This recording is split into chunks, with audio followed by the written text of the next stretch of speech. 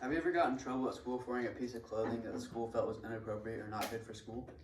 Well, this happens more than you may realize, especially at big schools. Next year, I think that Centralia High School should be enforcing an equal dress code into their rule book. This policy is a positive add to the district because it will prevent discrimination and reduce harmful stereotypes. Unfortunately, dress codes are often enforced with unequal standards for men and women. Dress codes are intended to promote professionalism, safety, and unity. Sorry. In her 2025 RAIN article, Dress Codes Can Help or Hurt, Brittany McDermott states, schools claim these policies will enhance safety, reduce discipline issues, improve academic standards, and promote equality and unity. I agree with all these because I think that enforcing this dress code is going to make everybody feel more sanctified together and get that feeling of unity. This shows all the benefits of enforcing stricter dress codes. Though when these rules/codes are enforced incorrectly or unequally, it can single out one group of people, a culture, or even a whole gender, resulting in them feeling targeted. Advocating for equal dress codes means fighting back against the policies that show bias towards anyone.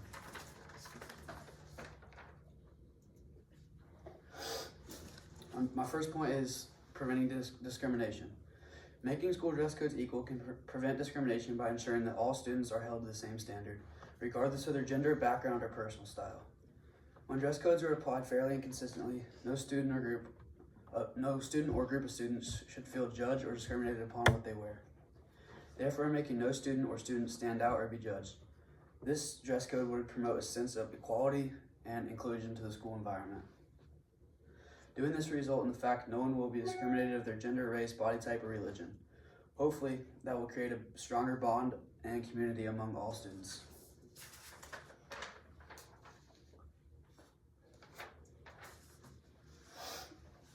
My second point is reducing harmful stereotypes.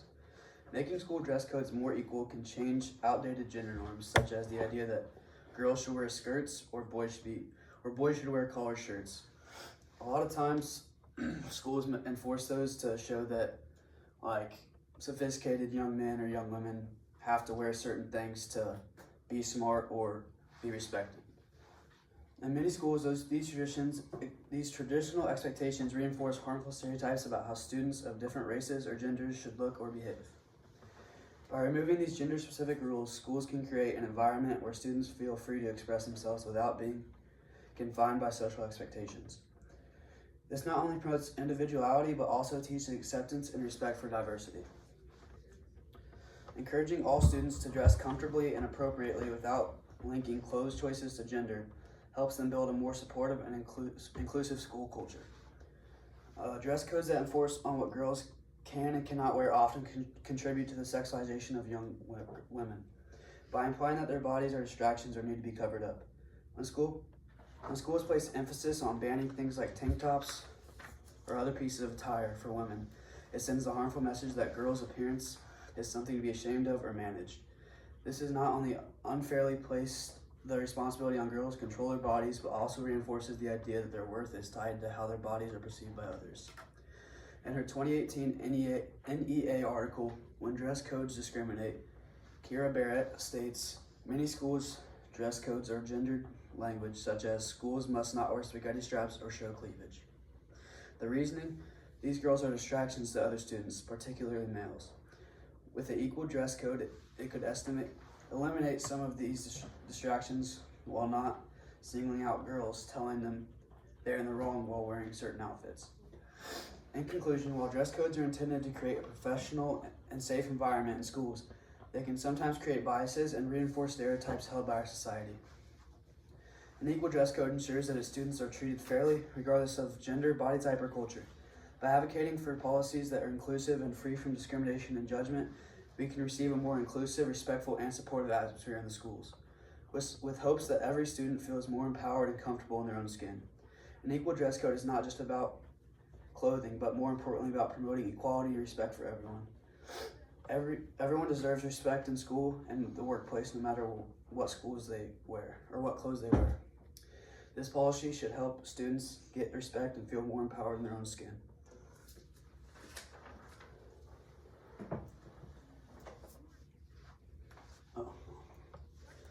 As most people know, girls' dress codes are typically much more stricter than boys'. This isn't without reason. There really is no debate that girls do usually experiment more with their apparel, and sometimes that leads to inappropriate clothes. But that doesn't mean that boys don't break the dress code just as often. In our 2022 Education Week article, Schools' Dress Codes Aren't Fair to Everyone, federal study finds Isha Park states, more than 90% of those codes, however, prohibit clothing typically associated with girls, commonly banning clothing items such as halter or strapless tops, skirts or shorts shorter than mid-thigh, and yoga pants of any type that are tight on the skin. So boys should have dress codes. Boys should have the same dress codes to represent equality.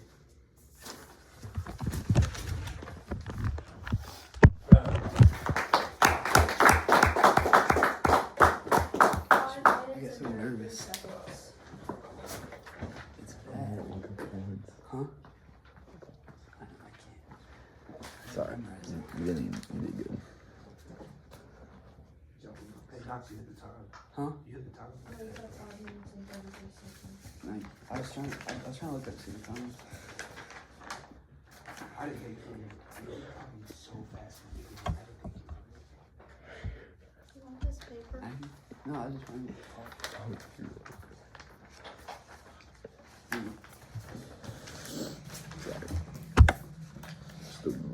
Still involved. Right, Destiny. What? Oh.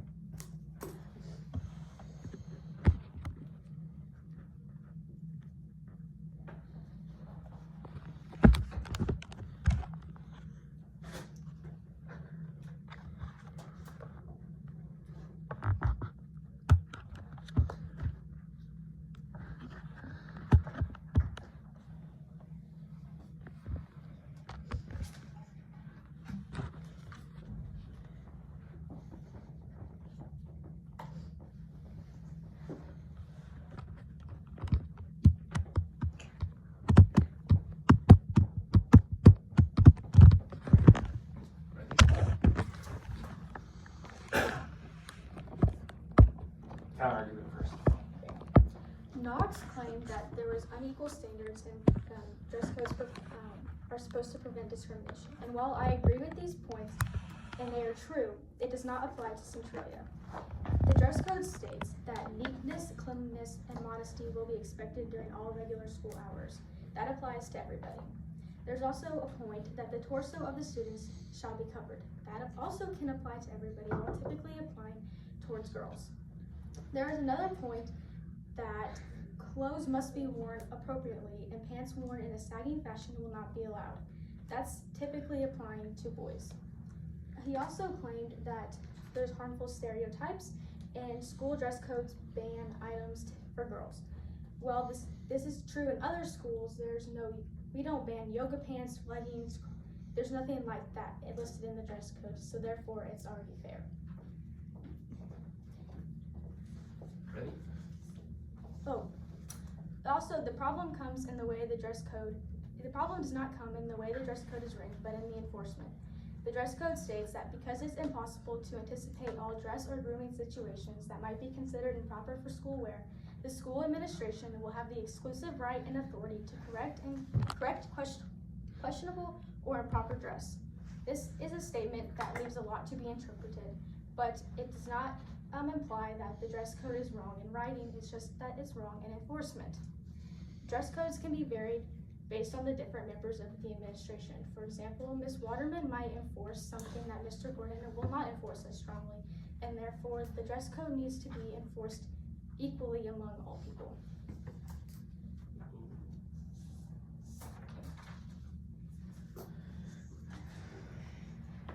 Okay, have you ever heard about other people being targeted by the dress code at their school? Maybe they talk about specific clothing items or specific hairstyles that are not allowed. These are common issues at other schools, but not in Centralia. As students, we are affected by the dress code every day. Whether we think about it or not, when we get dressed in the morning, we're putting on clothes that we hope that aren't dress coded. we are also exposed to the dress code every day. We never really hear about unjust dress code situations at our school. The Centralia dress code is fair and does not need to be rewritten because there's no cultural bias, gender discrimination, and the common solution of employing uniforms will not make it equal. To start, the dress code is written fairly without any cultural bias. Published by the Intercultural Development Research Association in 2025, Equity in Dress Code states, fair dress codes uphold respect for cultural expression, prohibit hate speech in accordance with the law, and have no disparate impact based on race, nor harmful exclusionary disciplinary responses. Examples of this would be banning specific hairstyles or cultural outfits that for people. In Centralia, we do not mention any specific cultures or make any cultural implications in the dress code. Therefore, there is no cultural bias. Next is gender divides. The dress code is also written in gender-neutral language without any gender bias. According to Lily Beniani's 2022 article, Equitable Dress Codes Missing from Schools, published by the National Education Association, while 90% of dress codes prohibit at least one clothing item typically worn by girls, such as strapless tops or yoga pants, about 70% prohibit an item typically worn by boys. Additionally, almost all school districts use subjective language, such as revealing or immodest, which are often associated with clothing worn by female students and leave enforcement up to interpretations. The dress code in Centralia uses words such as covered or offensive, which can be applied to each gender and are not stereotypical. There's also points made that are implied for specific genders, but both genders are equally represented. For example, Rule 4 states the torso should be covered. This typically applies to girls wearing crop tops. But Rule 10 also states that pants worn in a sagging fashion won't be allowed, as I stated before. This typically applies to guys. Finally, a common solution of employing uniforms will still not make the dress code equal. Some would argue that this would happen. School dress codes published by Yale in 2023 states uniforms restrict students to wearing something like polo shirts in a set group of colors, khaki or blue pants for boys, and khaki or blue skirts for girls. School uniforms are meant to make everybody equal, like everyone getting the same snack in kindergarten, but there is still a divide. A dress code to be equal, a dress code needs to be the same for everybody. So everyone would be wearing the same outfit, and it has to be affordable. Because if you are requiring an outfit that costs $80, that's not fair because some people cannot afford that.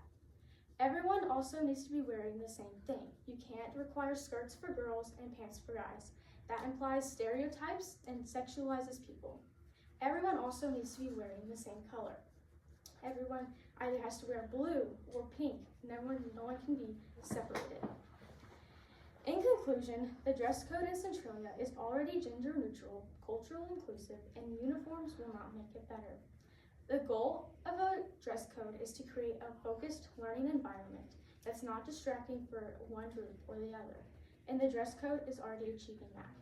There are no unfair inclusions or exclusions from the dress code. Everyone is fairly included. And the common saying goes, if it ain't broke, don't fix it. So why should we change the dress code in Centralia if it's already fair?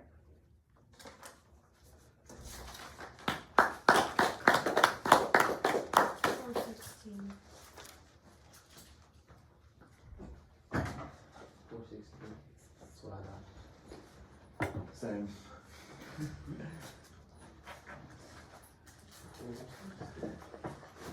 Huh?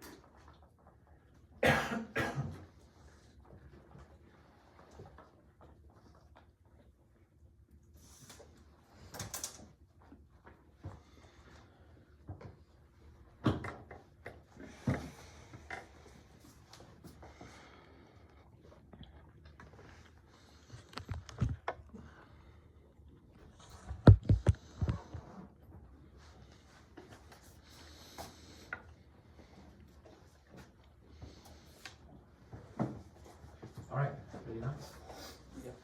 Cool. Mallory stated that hold on, sorry. You bro. You got it. Mallory stated that my points don't apply to students here because our dress code covers all of them already, but I believe that it applies to everywhere. She says that it doesn't apply here because girls can wear yoga pants, but that's just one example.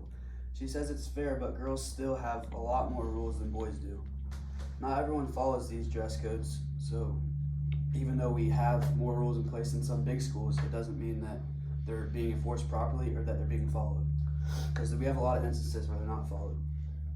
She repeatedly says there is no cultural or sexual biases. She may be correct about the cultural dress code. Our school does a very good job about taking some of those out and making everybody feel welcome, but I still believe that there's a lot of sexual rules that girls have and boys don't. Our school district is, I disagree that our current dress code covers all my points, and there are biases, but some people just can't see them because they become a social norm for a lot of people. Like, it happens so much that people just say, okay, that's normal, and that I still think that it's not equal between boys and girls. Okay. 1 minute recess, and then we will have Mallory's statement, and then Knox will give his.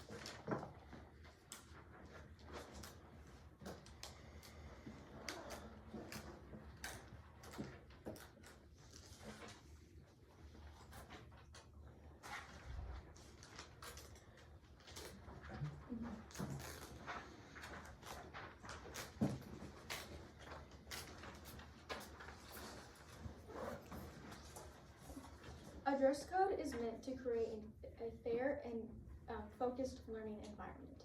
A fair dress code is meant to not harmfully include or exclude cultural or different cultures or different genders. And this is already achieved in the Centralia dress code. Even when uniforms, which are a common solution to create equality, are employed, people are still left out. The problem comes in the enforcement of the dress code. Action needs to be taken there, not in the writing. Okay. And Knox?